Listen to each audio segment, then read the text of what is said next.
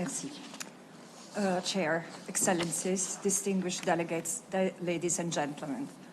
In a year in which I was turned into a reluctant chronicler of genocide, I feel compelled to start by paying my respect to the victims and survivors of all genocides, past and present, including the Native Americans like the Lenape people, who are the original stewards of the land on which this institution stands. As Italian Holocaust survivor Primo Levi reminds us, it is amnesia of the past and the erasure of its victims that allows history to repeat itself. In March, 2 months after the International Court of Justice had recognized the plausible risk of genocide in Gaza, I advised the Human Rights Council that there were reasonable grounds to believe genocide was unfolding.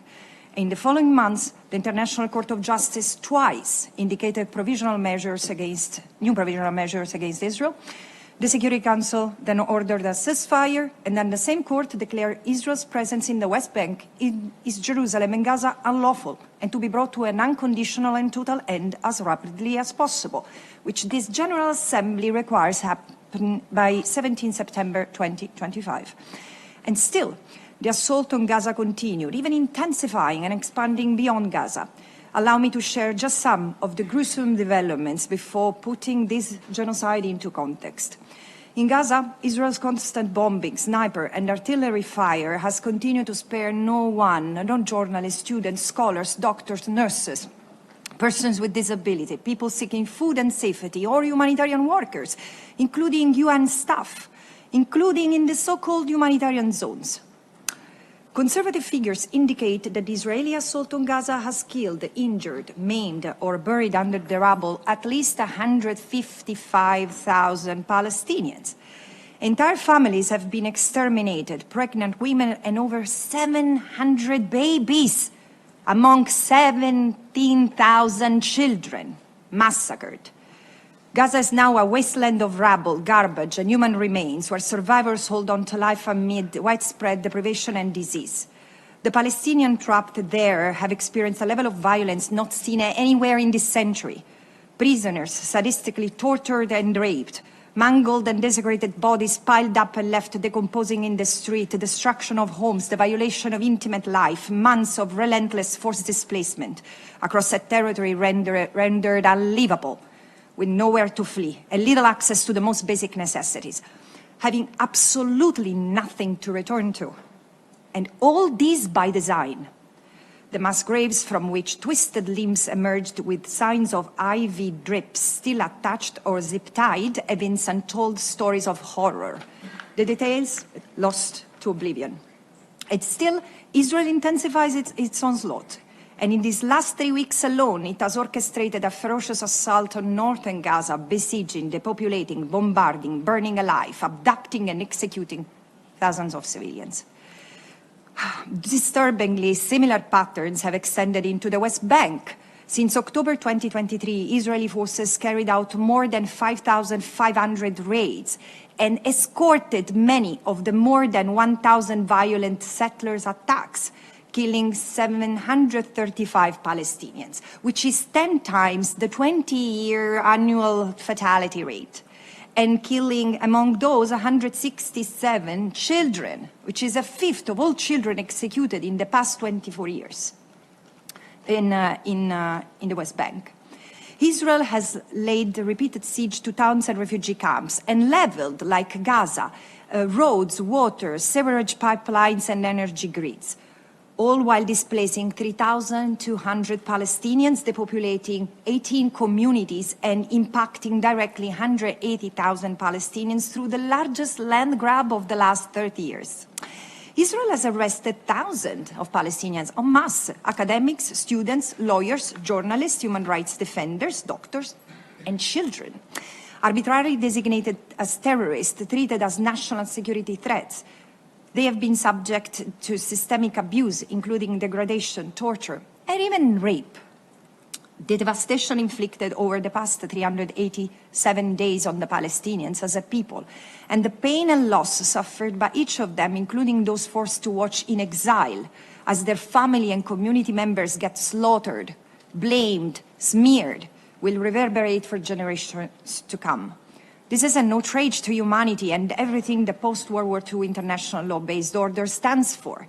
These developments cement my assessment that Israel is indeed conducting a genocidal campaign against the Palestinians. The crime of genocide consists of acts accompanied by an intent to destroy in whole or in part a national, ethnical, racial or a religious group as such. While destruction of the group is interpreted as physical or biological, in physical or biological terms, case law from the Eichmann trial to Rwanda and former Yugoslavia derives intent from acts targeting the very foundation of the group, including the imposition of living conditions leading to slow death and the destruction of the spirit, of the will to live, and of life itself. And when assessing intent, and especially state intent to destroy a group, we must remember that genocide is a process, not a single act, and it includes a plurality of acts and actors. So the key is the singular thread of intent that runs throughout the collective conduct. And in line with the jurisprudence, my report assesses Israel's intent as a state to destroy the Palestinian people holistically through a triple lens approach, considering the totality of the Israeli conduct against the totality of the Palestinian people as such, across the totality of the Palestinian territory that Israel unlawfully occupies since 1967.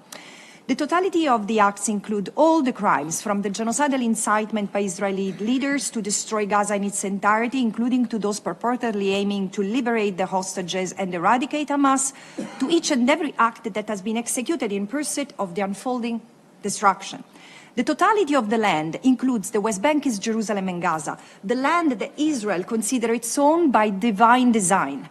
Palestinians' legal and integral right being connected to that land, the totality of the Palestinian as such become marked as an unwanted encumbrance, the enemy, designated for cleansing, elimination, destruction.